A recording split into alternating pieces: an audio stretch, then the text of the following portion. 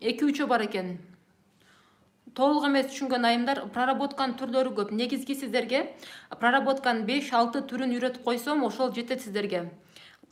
Сизди сагындык дейт, рахмат. Сиздерге суроо берейин, урматтуу бир туугандар. Проработка жасаганы ким үйрөндү? Установкалар тапканы ким үйрөндү? Үйрөнгөн болсоңуз, честно, бирди жазыңыздар, үйрөнө элек болсоңуз экини жазыңыздар. Бул өтө серьезный сабак деп сиздерге айттым.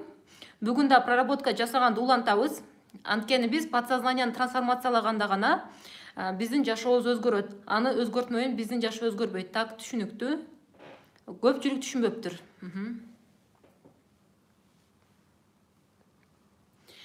Мастер кит колдонгондор жок окшойт, по-моему, менде 2-3 бар экен. Толук эмес түшүнгөн айымдар, проработканын түрлөрү көп. Негизги сиздерге проработканын 5-6 түрүн үйрөтүп койсом, ошол жетет сиздерге. Каалаган установканы таап кетиресиздер. Эми бул установканы табуу сиздерге мен мурунку сабактарда дагы бул тууралуу айтып кеттим. Установка бизде аябай көп, минус жагы, тилекке каршы. И бизде кандай программа установка кирген болсо биздин подсознаниябызга, биздин жашоодо ошол нерселер болот. Ошондуктан биз тагдырга жазылган нерсе болот. Биз аракет кылсак да болбойт экен, биз каалагандай болбойт экен дегенин себеби ушул биздин түп санабызда, биздин подсознаниябызда. Биз каалагандай болот, урматтуу бир туугандар. Еще как болот? Болгону биз түп сананы тазалашыбыз керек. Койчу, бул болбогон нерсе, бул ерунда нерсе деп көңүл бурбай койсоңуз, анда сиз жашоодо утулган болосуз. Бул сабак 500 сом турганы менен өтө баалуу сабактар деп сиздерге айтам. Именно ушул проработка менен баалуу да. Мастер кит боюнча айтып кетиң дейт. Мастер кит менен мен 1,5 жыл болуп калды мастер кит колдонгонума. Эми азыр, конечно, мастер китти колдонуп отурбаймын. Анткени мен мастер китти жаттап алганым үчүн мен өзүм жөн эле өзүм мындай кылам да. Ага чейин деле ар сабактардан проработкалар боюнча маалыматым бар болчу, бирок мастер киттен башка болсо керек деп алгам да. Кийин мастер китте чындыгында 23 проработканын түрү бар экен. Ар кандай проработканын түрлөрү көп. Бирок ошолордун баардыгын алып келип, мен эң керектүүсүн мындай жөнөкөй, колдон келишинче жөнөкөй ушул кыргыз элиме жеңил кылып жеткирген аракет кылдым да. Бүгүн өзүнө болгон сүйүү боюнча проработкалар жасайбыз, установкалар тапкан дагы үйрөнөбүз, проработка жасайбыз да. Биринчи установка таба албай таба аласыздар, урматтуу бир тууганда, үйрөтөм тапканды. Мен сабагыман кийин буюрса сиздер каалаган установкаңызды таап кетиресиздер. Болгону сиздерге айтып атам, честно, адам сопротивление болот, каршылык көргөзөт. Анткени подсознание бизди башкарат. Подсознание бизди башкарат, биздин кыймыл аракетибизди, биздин каалообузду, целый биздин жашообузду биздин подсознание башкаргандыктан, именно проработка келгенде биз тапшырма аткарышыбыз кыйын болуп калат да. Ошон үчүн трансформациялабайт. Эгерде ушул жерде менде ушул сабакта канча адам окуп атат, мисалы 2000 адам окуп атат, 3000 адам окуп атат, мен билбейм, список эсимде жок. Ошолор бардыгы проработка жасаганда өтө сонун результат болмок. Болгон адам өзүн жеңе албайт да. Өзүнүн мындайча айтканда напсисин деп койсоң да болот да. Өзүнүн каалоосун, анткени подсознание жасаба проработка дейт да, жасаба, подсознание ойлойт да. Мындай бизге любой нерсенен, любой эле жашооңузда сфераны сиз ошол боюнча чыгарсаңыз гана ошону сизге чакырып берет. Жаман эмоция чыгара турган болсоңуз, аны сизден алып салат. Ошондуктан сиз каалаган нерсеңиз менен элестетиң, эмоция менен эсеп жазылат да подсознанияга. Бул жомок эмес, урматтуу бир туугандар. Бул чындык, бул доказанный нерсе. Аксиома номер 1 деп коет. Все, что происходит в моей жизни, это результат моих подсознательных желаний. Америкада тренерге барып катышың, кайсы жака барып, кимге катышпаң, барды ошол сизге подсознание берет. Подсознание билимди берет сизге. И мен билгенден мастер кит ушул жападан жалгыз техникада ушул подсознание тазалай турган. Мен мына чет өлкөлүк тренингтерге да катышам, Россиянын, Казакстандын бардыгы ошол мен билгенден подсознанияны заматта тазалап кое турган эң күчтүү техника бул мастер кит проработкалар. Рахмат, урматтуу бир туугандар. Мындай сабак элдер суусап турат дейт. Ооба, болгонучу результат неге болбойт? Анткени адам аткарбайт, өзүнү жеңиш керек. Сиз хотя бы 1 ай результатты күтпөш керек да. Бул результатты күткөндө бул как бы биз Кудайдан требовать эткендей болуп калабыз да.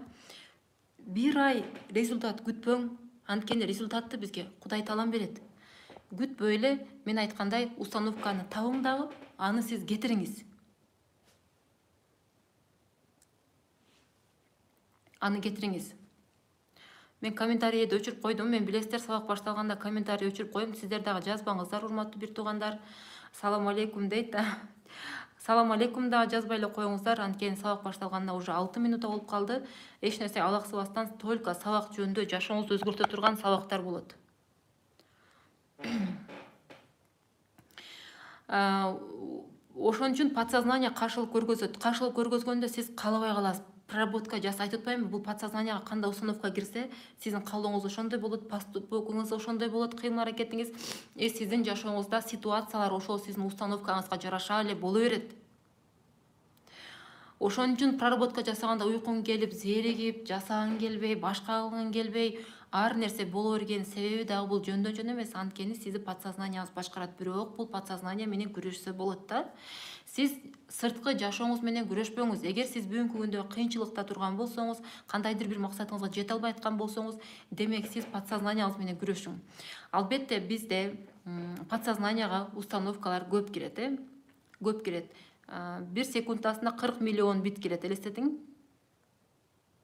Толтура ушундай бар дең, көзгө көрүнбөгөн руханий ушундай нерсе бар бизде. Жаза берет, сиздин оюңуз жаза берет. Кайсы нерсени ойлогондо кандай эмоция, бир нерсени ойлоп, мисалы, алма деп коюң, мисалы. Алма деп туруп, алмадан бир отравление болуп кеткенин көргөзө, алма жаман деп кирип калат. Алманы көргөндө вау десең, алма жакшы деп туруп кирип калат сизге. Мисал үчүн да.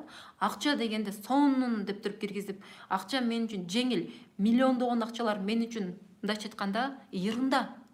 Мен өтө мындай татыктуумун деп ошондой программаларды киргизгенди үйрөнсөңүз, өзүңүзгө результаттар жашооңузда келип баштайт да. Менде эң күчтүү результат, мен ар дайым айтам, бизде ушундай ситуация болгон. Бизде мен бир окуучумун жолдошу рак болуп калган. Азыр дагы менде ошо окуучуларым окуп атса керек. Мен билбейм азыр менде ким окуп атат, бирок алар менде постоянно окуйт болчу да. Алар семейный окуйт болчу менде. Кудагыйлары даже, кудалары, сиңдиси, эжеси, кызы, келини, өтө көп адамдар, бир туугандар. Ошо бир келин апасын жагын жазган, кайын журт жак жазган, ошондо бардыгы окуйт болчу да. Ошол жакта келиндин кайнатасы рак болуп калат. Америкага кетишкен азыр. Ошол проработканын себепкер болуп Америкага кетишти, элестетсеңиздер. Америкага өзү кетти, өзүнүн жол ачык экен, анткени апасы ошол жакта Америкада болгон үчүн чакырып алды, бирок жолдошуна такыр жол болбой койду Америкага кеткени.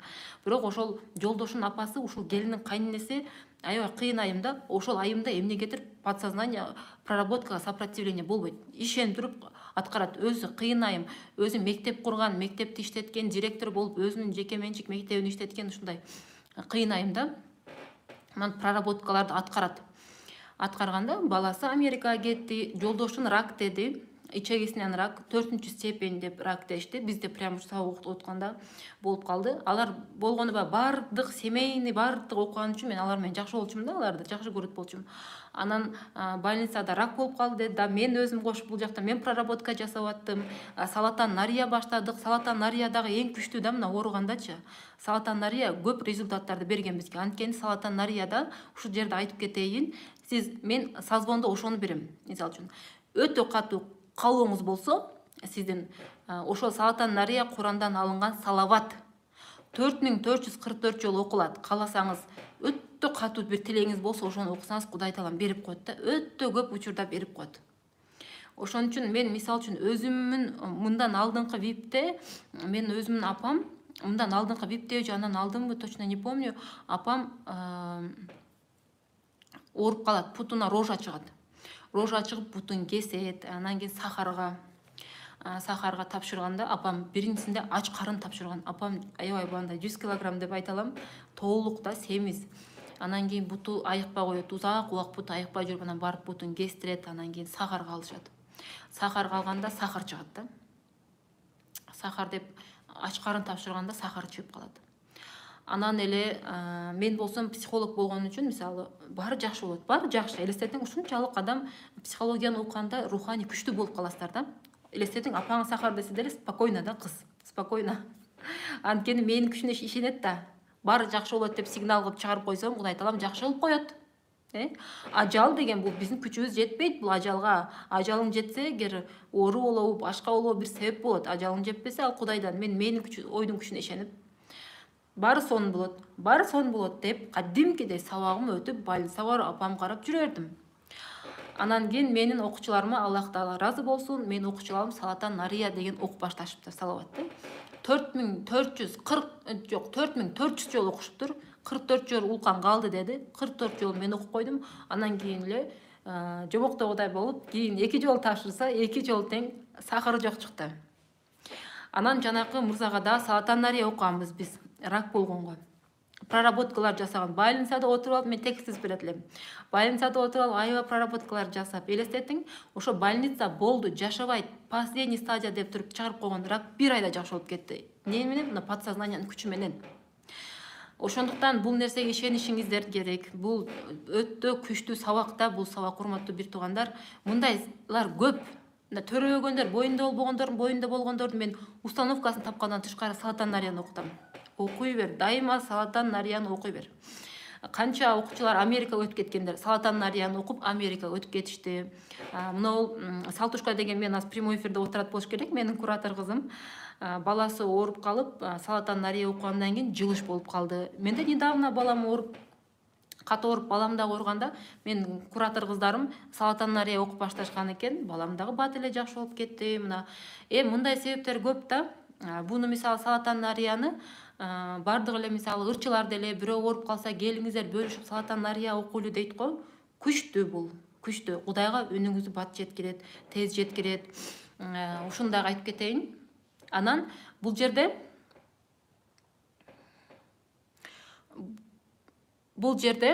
прям жан дүйнөсү кыйналып, бир максатына жетпей, ошол максатына жетпеген үчүн стресс болуп аткан айымдар барбы? Честно, уялбай жазып кетсеңиздер, бирди басыңыздар. Кыйынчылыкта турган канча адам бар? Мен дейт.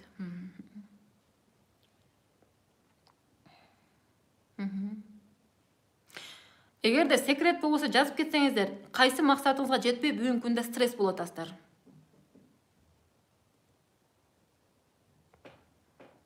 Мен сиздерге ар дайым айтам, Кудай таалам бизди мучить этиш үчүн жараткан эмес, все гениальное, очень просто. Просто ишеним, ишеним жөнөкөй нерсе да бул. Ишениш керек болгону. Карыздан чыгуу дейт, карыздан чыга албай атам, карыздан чыга турган мен сабагым бергем, ошону эми карыздан сразу чыгып кете албайт да адам. Акырындык менен ошол системаны колдонсоңуз, акырындык менен чыгып кетесиз. Үй ала албай атам дейт, үй бүтүрө албай стресс, балалуу болуу, өзүмдү сүйүп, өзүмү таппай атам. Все. Миссиямы таппай атам. Миссияны таппай эмне адам стресс болобу экен? Миссияны таппай адам стресс болбош керек. Урматтуу бир туугандар, жазбаңыздар, мен комментарийди өчүрүп койдум, мен окубаймын баары бир. Ошондуктан мына үй алуу деп мисалы үчүн, сиз үй алыш үчүн ошол любой тилекке айтат да, кайсы тилекке кааласаң Салатан Нарияны оку. 4444 жолу окулат. Кааласаңыз общий окусаңыз болот. Кааласаңыз жалгыз адам окуса болот. Мисалы үчүн менде бир окуучумун байкеси ичет болчу. Алар дагы менде семейный окушат болчу да. Анткени 5 часовда болгон үчүн бири-бирин айтып эле семейныйге окушат мендечи.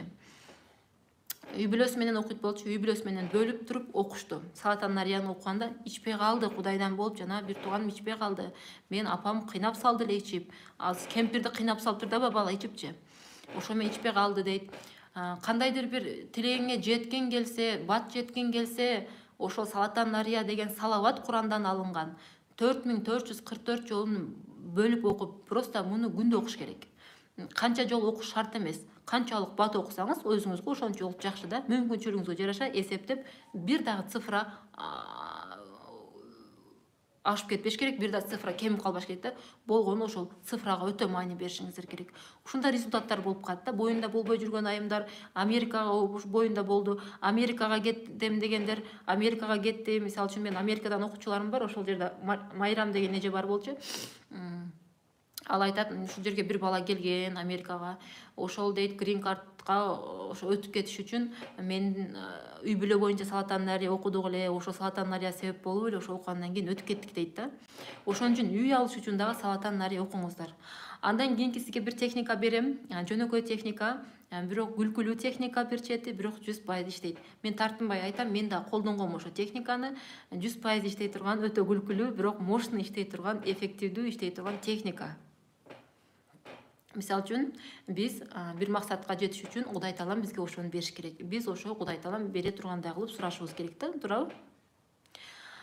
Ошондо сиздер сураганда дагы жөн эле мисалы үчүн Кудай Таалам берчи, берчи деп сурап койсоңуз болбойт да. Сиз өтө катуу мына үй ала албайтам, күйөөм ичип атат, карыздан чыга албайтам деп, ошол карыздан чыга албай атканыңыз, үй ала албай атканыңыз, төрөй албай атканыңыз, мына ошол болбосо сиздин жашооңуз токтоп кала тургандай болуп, шолоктоп, ыйлап, бүт ичиңизде сыгылып аткан эмоцияңызды жайнамазга чыгарып, ыйлап, Кудайдан чын жүрөктөн ыйлап ичиңизде сурай турган болсоңуз, Кудай сразу аткарылат ошол нерсечи. Мисалы, менде ошондой нерсе болгон, мен да скрывать этпейм. Финансы жактан мурда ошондой болгон да. Финансы жактан ушундай керек болуп, ушундай болуп, мындай болуп, ушундай болуп жүргөн учурумда банкрот болгом деп айткам сиздерге мен. Банкрот болуп, ошол банкротстводон туруп кеткем да. Ошол учурда мен ыйлайт элем да, Кудай деп, бүгүн мен ушундай кыл. Оказывается, мен ошол өжөрлөнүп жүрүп ушундай кылгам да. Бизнес боюнча да айтып кетем, мен өзүм ошибкаларым. Оказывается, башында 3 айда жакшы результат бербесе бул бизнес, дальше уже бербейт экен да. 3 айда адам уже кичине мөмө алып калса, дальше бул бизнестин планы туура болот экен да. Анан 3 айда результат бербесе болбойт экен. Ошондо мен ошо Кудай жардам берип ыйлайт элем да. Кадимкидей ата энеңе айта албайсың, эч кимге айта албайсың, анткени ошончо акча вложение кылып алгансың да, бул жакка сыр бербейсиң да. Анткени мен акчам менен эч ким требовать этпейт болчу. Анан эртең менен туруп алып, багымды окуп алып, ыйлайт элем, шолоктоп, Кудай дегенде мен соодаларым жүрүшөт эле, сөзсүз жүрөт эле да. Анткени Кудайдын жүрөгү чыдабайт экен. Ошондо мен ыйлабай эле, жөн эле сурап койсом, бербейт эле да, ошол күнү мен соодам жүрүшпөйт эле деп ойлойм да. 100% эле жүрүшпөйт эле. Кудайдын жүрөгүн эзибиш керек. Мисалы үчүн, сиз элестетсеңиз, сиздин балаңыз деп айтам мен дайыма, келип туруп сизге бир апа, мага бир велосипед алып берчи деп сизден сурап атат. Сураганда сиз болсо макул балам деп коесуз да, мисалы, башка нерсеге да акча керек, макул балам деп коесуз. Анан кийин эгерде балаңыз сизге келип, апа, ыйлап путуңузга жыгылып, апа, алып берчи велосипед, мен ушундай досторум бардыгы 4 досумун астында велосипеди бар, менин велосипедим жок болгон үчүн алардын алдында кемсинип калып атам, досторго кошула албай калып атам апа деп ыйлап, шоолоктоп, ошол велосипед деп отурса, сиздин жүрөгүңүз чыдайбы? Жок, бир любой жерден акча таап алып бересиз, туурабы? Кудайдын психологиясы деле ошондой эле болот. Кудайдан деле ошентип ыйлап, ишенип, ошентип суранышыңыздар керек.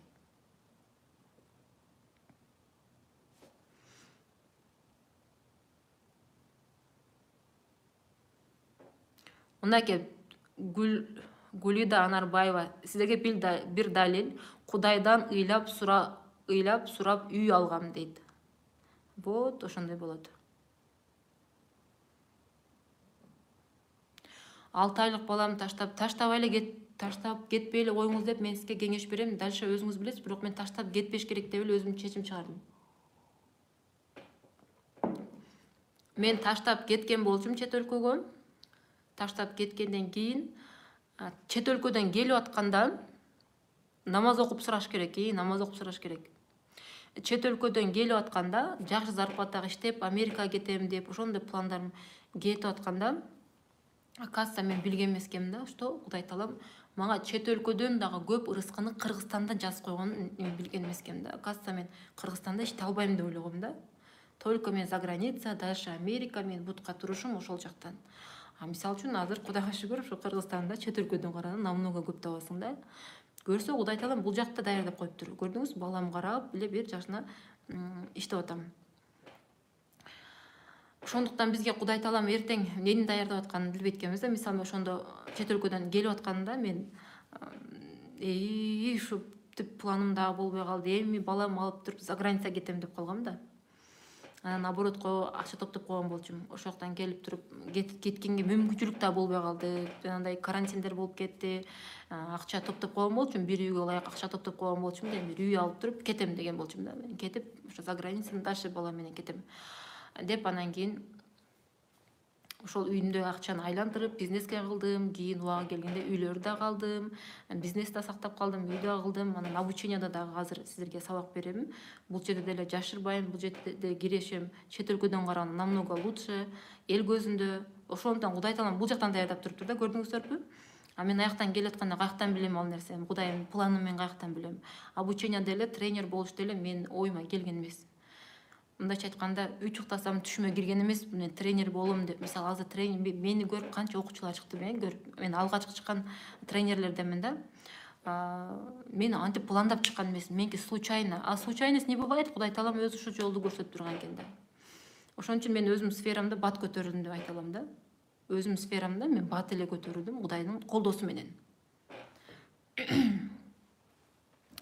Анан Салатанария айтасыздар, максатыңызга жазып алыңыздар. Үй аласызбы, кандай максатта Салатанария окуймун.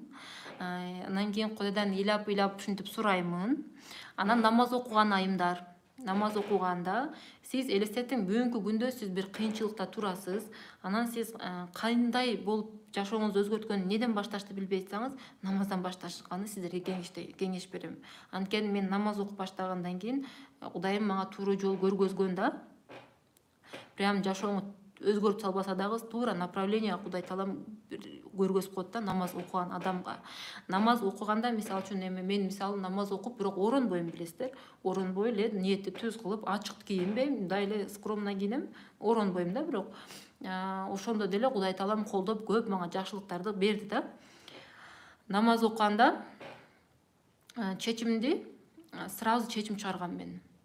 Анткени бир күндө 5 убак намаз окуйм деп чечим чыгаргам дагы, баягы намаз китепти жөн эле мындай намаз китепти карап алып окуйт элем. Антенге мен пешим жатташым керек. Пешим багымдатка бир убак окуп жүрөт элем постоянно. Багымдаттан кийин резко 5 убакка жыгылдым да. Анан багымдаттан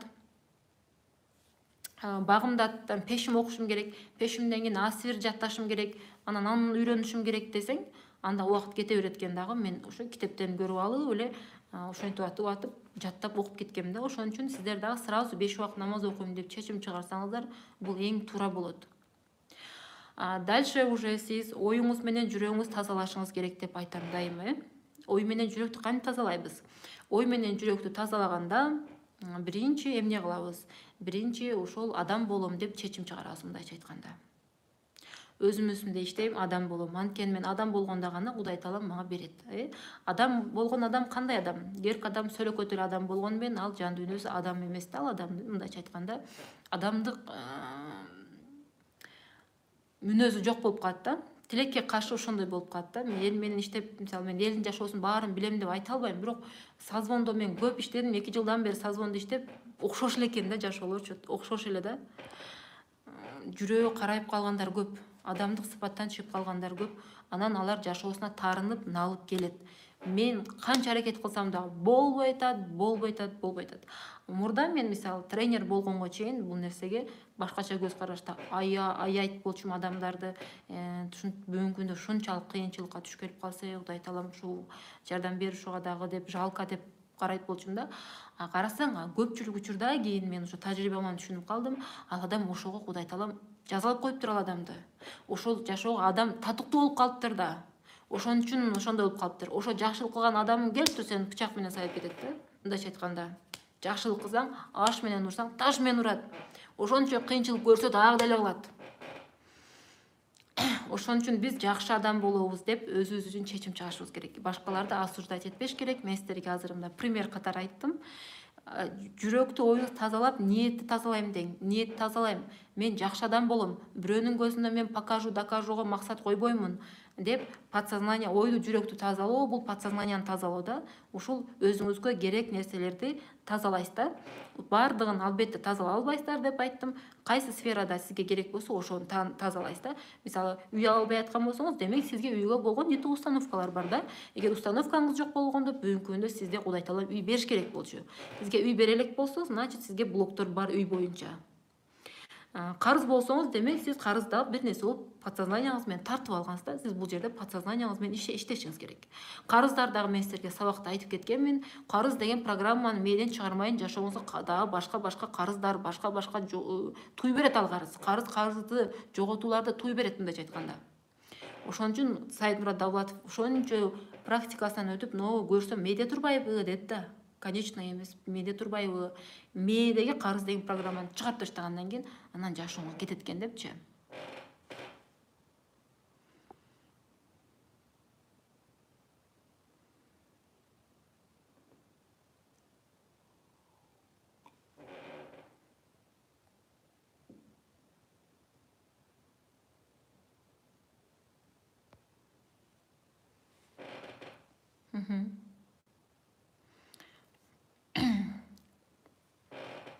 Подсознанияга азыр түшүнөсүздөр. Анан ойду контроль кыласыздар, урматтуу бир туугандар. Ойду. Саидмурат Давлатов проработка кылам деп айткан эмес. Мен проработка сабактарына катышканда проработка кылдым деген уккан эмесмин. Именно мен катышкан сабактарында, албетте мен бардык сабагына катыша элекмин. Мен катышкан сабактарында ошол айта берет да, мына сила мысли, проработкалар неме депчи, мындай. Подсознание депчи. Салатан Нарияны кантип окуйбуз дейт. Салатан Нарияны жөн эле ачып алып, китептен ачып алып окуй бересиздер. Салатан Нарияны ошо 4444 жолу окуп болгонго чейин сиздер уже жаттап каласыздар Салатан Нарияны. Улам кайталап окуган сайын жаттап аласыздар. Бир күндө канча жолу проработка жасаш керек? Бир күндө каалаганча жасай берсеңиз болот проработка. Каалаганча болгону түнү жатаар алдында жасабаң, анткени сиз чарчап каласыз да. Эрте менен жасаңыз, желательно эрте менен туруп жасаган жакшы. Мен проработка мастер-кит жаңы алганда элестетин кымбат алгам да. Эрте менен туруп алып, мен 2 саат жасайт элем. Окуучуларым 2 саат жасатат элем. Анан кийин уже андай кылгым келбей калды. Энергиям аябай көп кетип калат экен, аябай өзүм кыйнап коюп турмун. Азыркы учурда мен за рулем кетип атып жасап кетем, ичимен кайталап кете берем. Адашып кетсеңиз болбойт деп айтылат да. Болбойт адашып кетсеңиз. Адашпашыңыздар керек болчу. Урматтуу бир туугандар, суроо жооп кылбай турабыз, сабак боюнча сабак. Түшүндүңүздөр? Ой менен жүрөктү тазалаш үчүн ойду контролго алабыз. Бир күндө адамга 60 миңден ашуун ой келет. Ошол ой адамдын эртеңки жашоосун түзөт. Сиздин бүгүнкү жашооңуз кечээки сиздин оюңуздун жыйынтыгы. Эртеңки жашооңуз менен сиз азыр бүгүнкү күндө өзүңүздүн оюңуз менен жаратасыз да. Ошон үчүн сиз бул жерде мына флеш картага кичинеңизден жазылып калган ойлорду таап, ошолорду тазалашыңыздар керек болот. Тазалаганы албетте убакыт көп кетет бул нерсеге. Бирок мына ой контролго да өтүш керек да адамчы. Ой контроль. На стресстен кантип чыгам, депрессиядан кантип чыгам, бүтүн подсознание тазалаш керек да. Ой кандай кылып контролдойсуздар? Ойду контролдош үчүн адам биринчиден бош отурбаш керек. Бош отурганда болду ба, шайтандар тийишип мине берет дейт. Бул шайтандар нелер гана кылбайт бизде. Арыган деп азгырат, монтип стаканын сындырып коет, бирөөнү уруштуруп коет, телефонун бузуп коет, мисалы үчүн. Ар кандай шайтандар бизге тийишет. Анан бош отурганда жаман ойлор келе берет, элестетсеңиздер. Шайтан сизге жаман ойлорду бере берет. Ошон үчүн адам бош отурбаш керек. Эгерде сизде ошондой мүмкүнчүлүгүңүз болсо, өзүңүз жашооңузду эркин пландай ала турган болсоңуз, өзүңүзгө жаккан нерсе менен алектениңиздер. Анткени өзүңүзгө жаккан нерсе мотивация берет, бизге энергия берет, бизге мындайча айтканда жакшы маанай берет, бактылуулук берет десек дагы болот. Же болбосо сиз вообще күнүңүздү пландашыңыз керек да. Ушундай иштерди кылам деп бош отурбашыңыз керек. Ошол да канча пайыз болсо дагы какой-то пайыз сиздин неңизди алып коет. Жаман ойлорду алып коет да. Бош отурбайсың, анткени бош отурганда канча ойлор келет. Иш кылып атканда ишиң ойлойсуң, но все равно келе берет бул жакта. Ойлор, жаман ойлор келе берет. Ошондо сиз ичиңизде аффирмацияны колдоносуз жардамга. Аффирмация сизге жардамга келет. Аффирмация деген бул бизде кыргызча айтканда зикир чалуу. Бир сөздү көп жолу кайталайсыздар. Улам кайталайсыздар. Мисалы үчүн үйгө жетпей аткан айымдар болсо,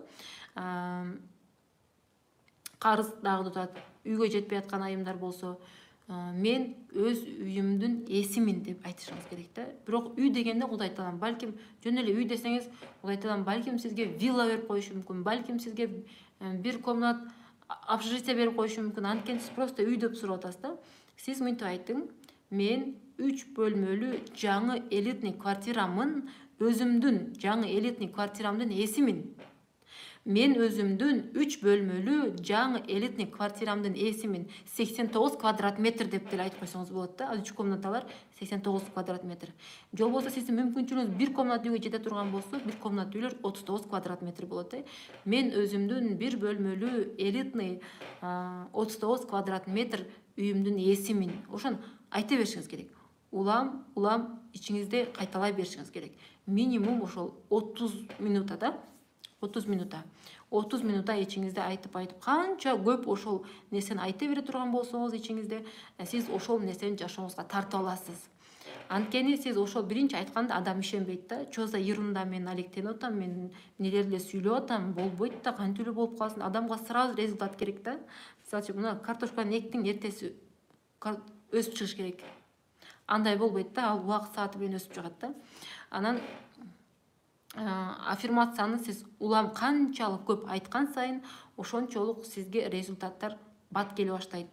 Келесетин бир нерсени айтып 10 000 жолу кечке чейин канча бош болсоңуз, ушундай бир өтө абдан каалаган сиздин максатыңыз болсо, мисалы үчүн үй алуу, мен ушул үйдү айтып бере турган болсоңуз, сиздин мээңиз ишене баштайт ужечи. Улам айткан сайын уже подсознание баш ийип берет. Дагы биринчи ишенбейт. Кантип сен өзүң үйүңдүн ээсиң, койчу сен какта турасың, ал үйүң какта турат дегенсип. Сиз уже подсознанияңыз улам айткан сайын өзүңүзгө болгон самооценкаңыз көтөрүлүп, ишенип, конечно, берет мага Кудай Таалам, берет. Бул оңой эле нерсе, бул үй. Мага ошогон адамдар жада калса, айына квартира алып иштеп атпайбы мендей адамдар. Мен даже бир 3 комнат үйгө өзүм ыра көрбөйм. Ушунчалык өзүмө баам төм. Мисалы, мен ошондой ойлор келет болчу да. Ушундай өзүмө баам төмөнбү? Мендей кыздар кандай кыйын болуп жүрөт? 3 комнат үйдө вообще эле вау кыласың да. Норма бол деп туруп, ошентип өзүңүзгө айтып жүргөн сайын уже келет. Сиздин мээңиз ишенгенден тартып, ал тартылуу күчү ишке ашып баштайт да. Вселенныйга закон, Кудай Таалама кетет. Мунун үйү бар деп. Кудай Таалам сизге ошол үйдү бир себеп кылып ошол үйгө жакындатат да. Ошон үчүн ички диалог только сиз эмнени каалайсыз, каалаган нерсени ошо сизде азыркы учурда бардай кылып айтып жүрүшүңүз керек да.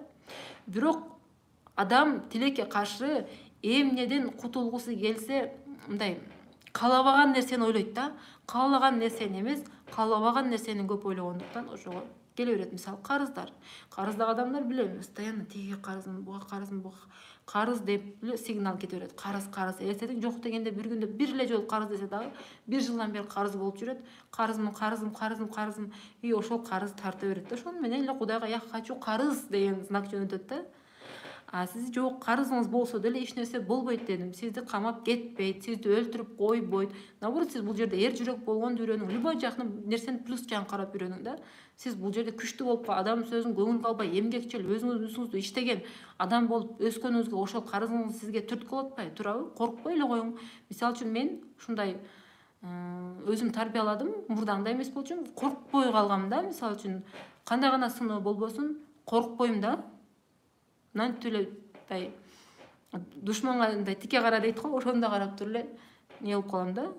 Анткени ошол сыноолордон мен дагы өзүмө тарбия алдым. Карыздан деле ошондой тарбия, ошондой болушуңуз керек да. Эгер карызыңыз болгондо, адам негизи жашоодо ушундай бир кыйынчылыкты көрмөйүн адам өзгөрбөйт да. Адамдеги трансформация болбойт. Анан кийин карызы барлар мындай сөздү айтып жүрүш керек болот. Мен карыздан кутулдум, менин карызым жок дебей, бул аффирмацияны айтып атканда, аффирмацияда негативдүү сөздөр айтылбайт. Ошондой эле жок деген сөз да айтылбайт да. Жок деген прямой кабыл алынат да, негатив сөз дагы прямой кабыл алынат. Мисалы үчүн менин карызым жок дей турган болсоңуз, бул жерде корень слова карыз болуп калат. Карыз, карыз, карыз, карыз, карыз, ошол жашооңуз карыз боло берет. А сиз маанисине карап башкача сөзгө алмаштырган аракет кылыңыздар. Мисалы үчүн, мага акчалар ар тараптан агылып келип жатат. Мага келген акчалар менин жашоомдун баардык сферасына жетип жатат. Көрдүңүздөрбү? Ошентип айтып жүрүшүңүздөр керек болот.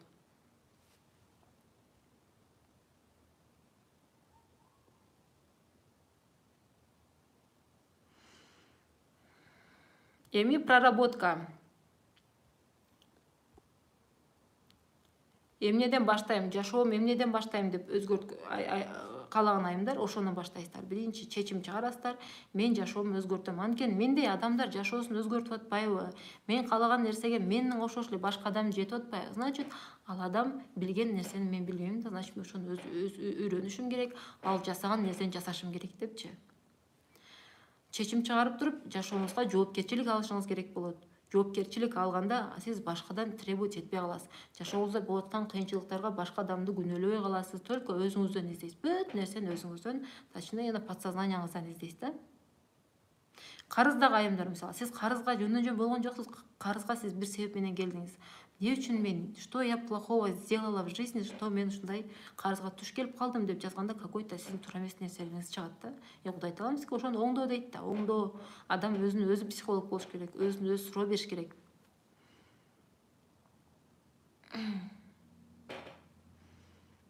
Анан эч кимден требовать этпеш керек. Ты бул мага должен, бул мага должен дегенде алып эч кимден эч нерсе күтпөстөн ошо Кудай таалама ишенип, Кудайга ниет кылып, Кудайдан гана суранып, Кудай менен гана связьди бекемдетиш керек да.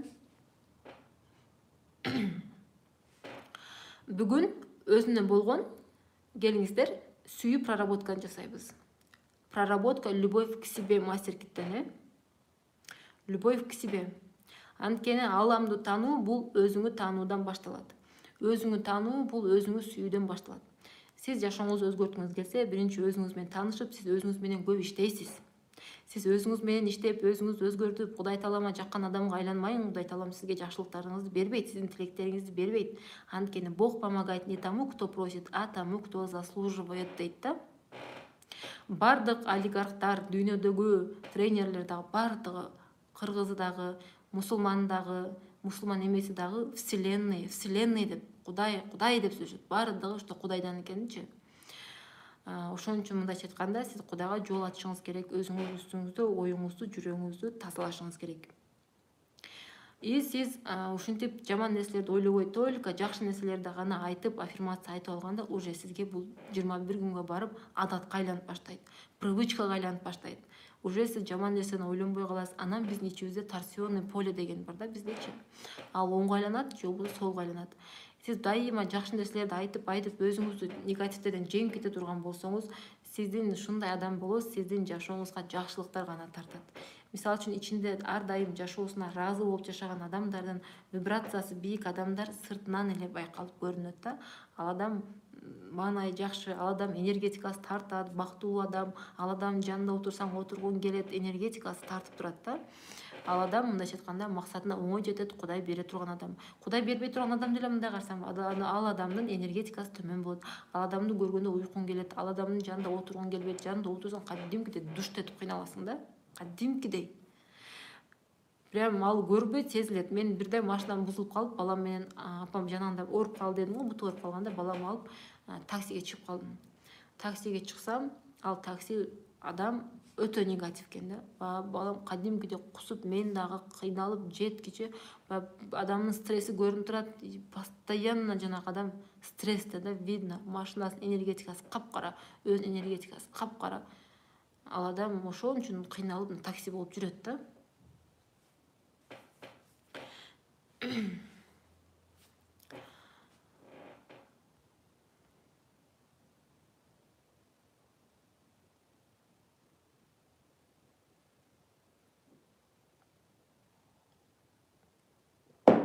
Кааласаңыздар, Салатан Нария деген группа ачып алыңыздар дагы, ошол жакта окуңуздар.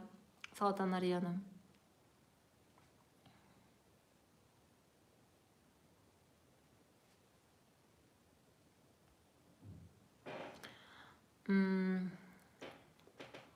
Мындай кыласыздар, урматтуу бир туугандар. Өзүнө болгон сүйүү. Биз өзүбүздү сүйгөндө гана биз Кудай Таалам ааламга жол ачат, мындайча айтканда, ааламдын эшиги ачылат, жакшылыктын эшиги ачылат бизге. Өзүн сүйбөгөн адам, бул адам, ал ийгиликтүү адам эч качан болбойт. Ошон үчүн мындай Асель Сыдыкова айтат го, бардык нерсе мелочтан болот дейт да. Бүт сонун сиз каалаган результаттын бардыгы мелочь результаттан болот. Ошон үчүн ушундай мелочтарга көңүл буруш керек да. Өзүнө болгон сүйүү. Өзүн сүйгөн адамды Кудай Таалам сүйөт экен. Анткени Кудайдан сурайт экен, кансы пендеңи биринчи сүйөсүң десе, мен өзүн сүйгөн пендеми сүйөм деп жооп берет экен да.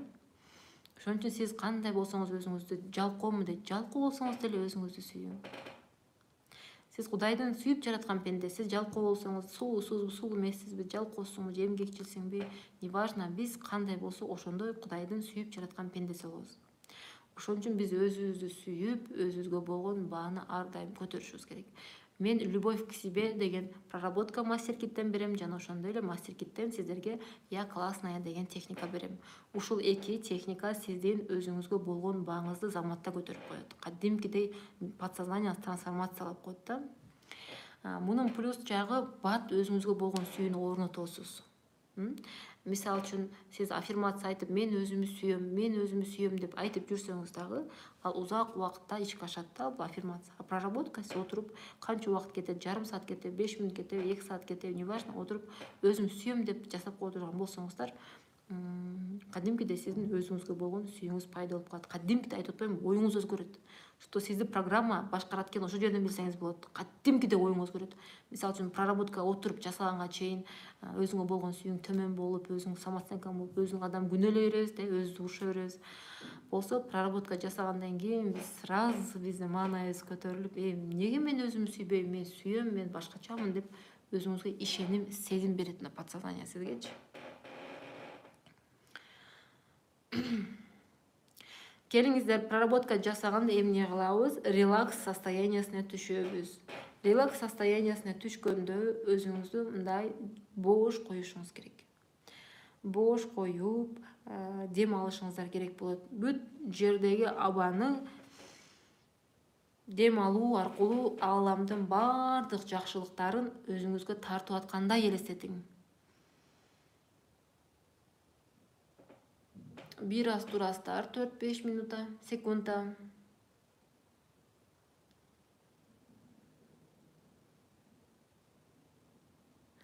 Анан оозуңуз менен акырын чыгарасыздар. Оозуңуз менен чыгарып жатканда ичиңиздеги бүт негативдерди, жаман ойлор, кара түтүн сыяктуу чыгып кетип аткандай элестетишиңиздер керек болот да. Ушул нерсени 3 жолудан 10 жолга чейин жасаңыз. Канча жол жасаш керек дегенде, мисалы сиздин оюңуз токтош керек да. Оюңуз токтоп, өзүңүз бош, релакс состояние деп коет да, өзүңүз бош, өзүңүз бир учуп жүргөндөй ушундай сезим келгенде, даже сен ойлоно албайсың, ушундай болуп калганда, ошол учурда подсознание ойгонот дагы, трансформация батыраак болосуздар. Ошол учурда өзүңүзгө ушундай тексттерди айтасыздар. Мен өзүмү жөндөн жөн сүйөм. Айтасыз. Эмне үчүн жөндөн жөн сүйөсүз? Анткени сиз өзүңүз айтып атпаймынбы, Кудайдын сүйүп жараткан пендеси. Кандай болсо ошондой. Өзүңүзгө условия койбой, жөндөн жөн өзүңүздү сүйгөндү үйрөнүңүз. Ак улкан бар, көк улкан бар деп айтам. Сиздин дагы ак тарабыңыз бар, жана ошондой эле сиздин көк тарабыңыз бар. Ак тарабыңыз менен көк тарабыңызды бирдей кабыл алып, өзүңүзгө эч кандай условия койбой, мен ийгиликтүү болсом анан кийин өзүмдү сүйөм, мен бактылуу болсом өзүмдү сүйөм дебестен, кандай болсоңуз азыр ошондой өзүңүздү кабыл алып, өзүңүздү сүйгөндү үйрөнүшүңүз керек болот. Ошон үчүн мен өзүмү жөндөн жөн сүйөм. Бирок мен өзүм каалабадым өзүмү жөндөн жөн сүйүп жашашты. Кандайдыр бир себептер менен мага өзүмү жөндөн жөн сүйүп жашоо керек эмес болчу деп айтасыз. кандайдыр бир себептер менен керек эмес болчу дегенде, мисалы сиздин апаңыз өзүңүзгө болгон кемиңизди түшүрүп коюшу мүмкүн, жолдошуңуз, ар ким сизди кемсинтип атып, өзүңүзгө болгон багыңыз түшүп кетиши мүмкүн, же болбосо сизден жашаган адамдар менен катташып, постоянно ошол менен байланышта болгон үчүн ошон үчүн түшүп кетиши мүмкүн. Ар кандайда эми биздин бабыбызды көтөрүп коеюн деген билесиздер, эч ким жок бул жашоодо, эч ким көтөрөйүн деп аракет кылбайт. Түшүрсө түшүрөт, самооценкаңды түшүргөнү аракет кылат, бирок көтөргөнү биз өзүбүз гана көтөрүшүбүз керек да. Бирок мен өзүм каалабадым, өзүмү жөндөн жөн сүйүп жашашты. Кандайдыр бир себептер менен мага өзүмү жөндөн жөн сүйүп жашаш керек эмес болчу. Бирок бул менин гана оюм, менин гана установкам. Бирок бул ой менин гана, менде гана деп айтасыздар. Ошол техник айтып атканда ушундай релакс состояние турасыз, мага ошо көздөрүңүз мынтип учуп турасыз. Анан жеңил учкан сезим келиш керек да. Анан бирок бул менин гана оюм, менин гана установкам. Бирок бул ой менин гана, менде гана деп айткан жерин эмоционалдуу айтасыздар да. Ошол текстти айтып атканда окшошуңуз мүмкүн, эсинишиңиз мүмкүн, кол бутуңуз ооруп, башыңыз оорушу мүмкүн, кандайдыр сизде бир сигнал болушу мүмкүн. Болот, сөзсүз түрдө көпчүлүк учурда 90% адамда болот, 10% адамда болбой калат, бирок анткени алардын эмоциясы ичинде болуп калат да. Адам эмоциясы ичинен жабылып калгандан эмоциясын ойготуш керек. Бирок ошол менде таптакыр эмоция чыкпай атат деген адамдар менен дагы видео вызов кылып, өзүм лично өзүм контроль менен проработка жасаткандай эмоция чыккан да. Анан кийинкиси я классная деп жасайсыздар. Я классная. Орусча эле жакшы, кыргызча текст жакшы болбой калат экен. Мисалы, мен класснаямын деп айтасыз да. Я классная. Но я сама не хотела стать классной. По каким-то причинам мне не нужно было становиться классной. Но это была всего лишь моя программа, но это была всего лишь моя установка. Деп ушундагы улам сиз трансформация болгонго чейин ушул текстти кайталай беришиңиздер керек болот. Мисал үчүн мага суроо болот. Ушул сен отуруп алып айтсак аябай көп убакыт кетип калат экен. Анда лучше кийинчерээк кылса болобу депчи. Мисалы, ошол сиз бул жерде 1 саат кетеби, жарым саат кетеби, 10 мүнөт кетеби, 2 мүнөт кетеби, убактыңызды кетирип тазалап койсоңуз жакшы дачы. Всю жизнь ушул нерсенин азабын тарткандан көрө туурабы?